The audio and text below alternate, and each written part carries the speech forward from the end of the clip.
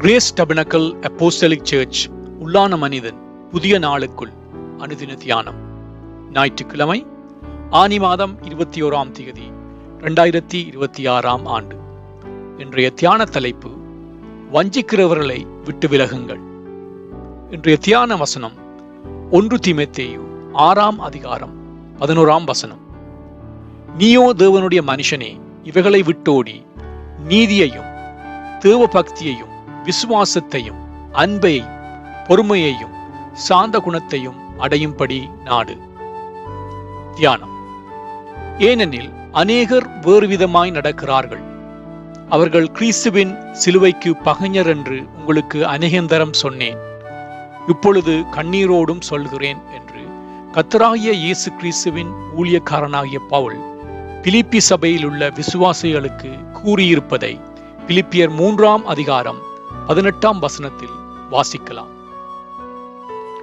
புறம்பே இருக்கிறவர்களில் ஒரு சாரார் அடையாளங்களையும் உலக ஞானத்தையும் தேடுகின்றார்கள்.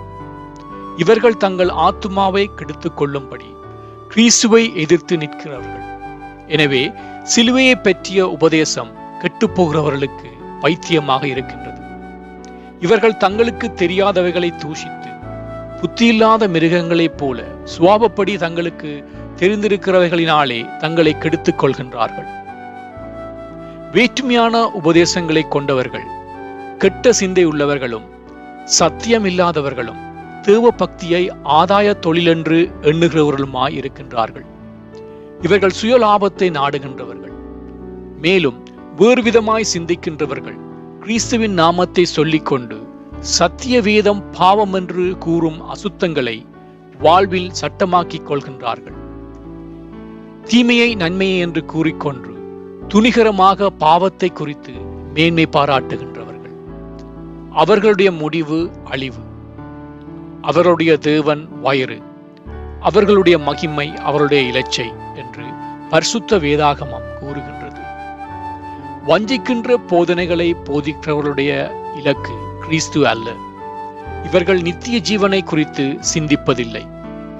இதோ எல்லோருக்கும் நியாய தீர்ப்பு கொடுக்கிறதற்கும் அவர்களில் அவபக்தியுள்ளவர்கள் யாவரும் அவபக்தியாய் செய்து வந்த சகல அவபக்தியான கிரியைகள் நிமித்தமும் தமக்கு விரோதமாய் அவபக்தியுள்ள பாவிகள் பேசின கடின வார்த்தைகள் எல்லாவற்றின் நிமித்தமும் அவர்களை கண்டிக்கிறதற்கும் ஆயிரமான தமது பரிசுத்தவான்களோடு கூட கர்த்தர் வருகிறார் என்று ஏனோக்கு முன்னறிவித்தார்.